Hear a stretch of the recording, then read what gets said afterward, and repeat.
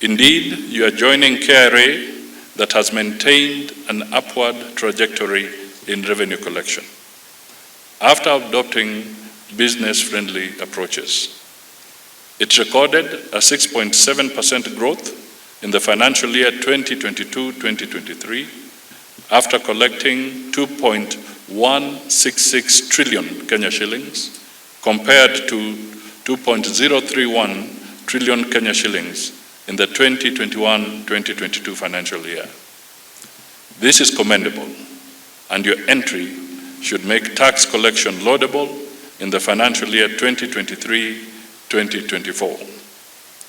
Your assignment is therefore clearly spelled out, and I understand you have specific targets as individuals. When you leave this place, you'll be deployed countrywide to mobilize revenue, enhance compliance, and recruit more Kenyans into the tax bracket. However, constantly remember, your responsibility is to perform your duties lawfully in a manner that promotes good KRA taxpayer-business relations. While engaging taxpayers, carry yourselves with utmost integrity. There should be no room for collusion, facilitating tax evasion, or engaging in corruption. All nations depend on taxes to provide public services to citizens and sustain economic growth.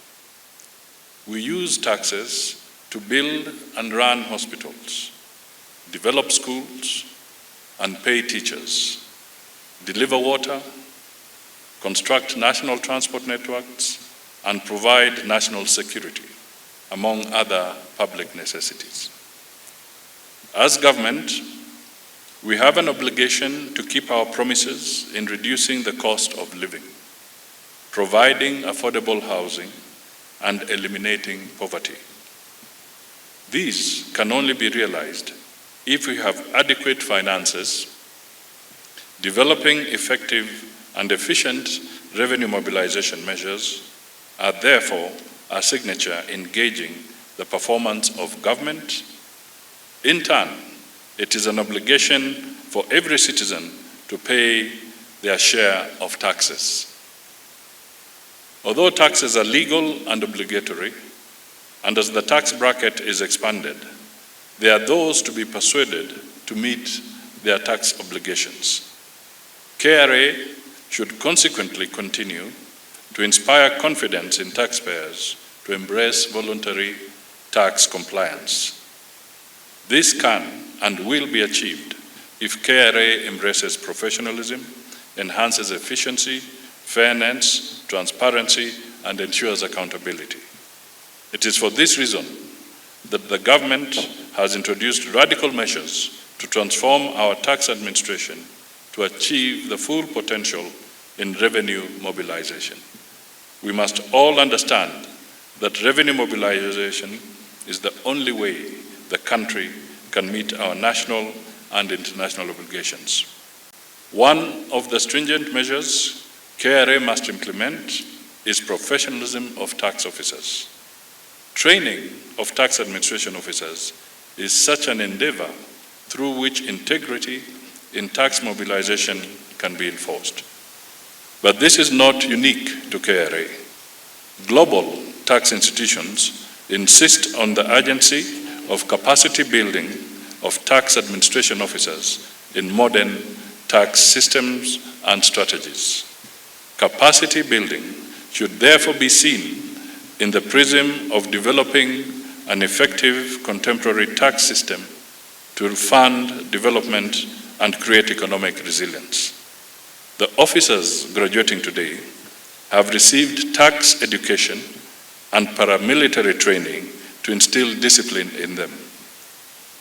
Through technical skills in VAT, excise tax, and tax business systems, combined with the ethos of patriotism, integrity, and national values instilled in them, we are optimistic that these officers' commitment to duty will enable the government to raise resources to implement the bottom-up economic transformation agenda.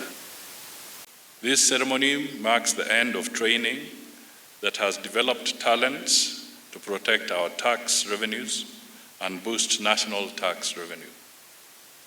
In turn, taxes will enhance the capacity of national transformation as desired by our bottom-up economic transformation agenda. I congratulate the graduates on the successful completion of the 2 months training to become revenue service assistants. Allow me to also commend the instructors from the Kenya Defence Forces and KRA for guiding these graduates during the rigorous training. As tax officers, you will be expected to enforce tax compliance, but even as you engage in revenue collection and sealing leakages, you must also be respectful of the taxpayers. Understand them and give them room to make good. This is especially important in your relationship with our informal sector. Understand the flow of their revenue streams and help them organize themselves to operate within the law. They are your valued patrons, not criminals. Remember the lessons you learned, among them that effective revenue mobilization is about facilitating income-generating businesses. Help business comply with their tax obligations through simplification of processes and providing a steady and predictable business environment. A business-friendly approach is what you are obligated to. This is the first time, and it is an important step in terms of the responsibilities that you are going to take up. You have our great support in your future work, but you also have our great support in the reward system that we have to make sure that it reflects the totality of the KRA. Your work in future is going to be very, very important, and I therefore encourage you to serve the country with utmost dedication and honor. And also, it's going to be very, very important to uphold your values that have been imparted to you throughout this training. I'm aware that this training may not have been optimal, it could have been longer than it is, but it becomes the first step of a continuous training process that will end up giving you more equipment, more capability, and more capacity. This is the first time we are having such a cohort.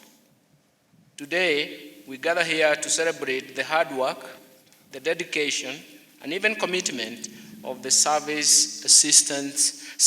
revenue service assistants who have completed their rigorous training that has equipped them with the necessary discipline, the necessary knowledge, capability, and even values required to fulfill their roles in revenue mobilization towards building our tax base. This tax-based expansion initiative is very, very important for us because without tax revenue, we cannot finance development.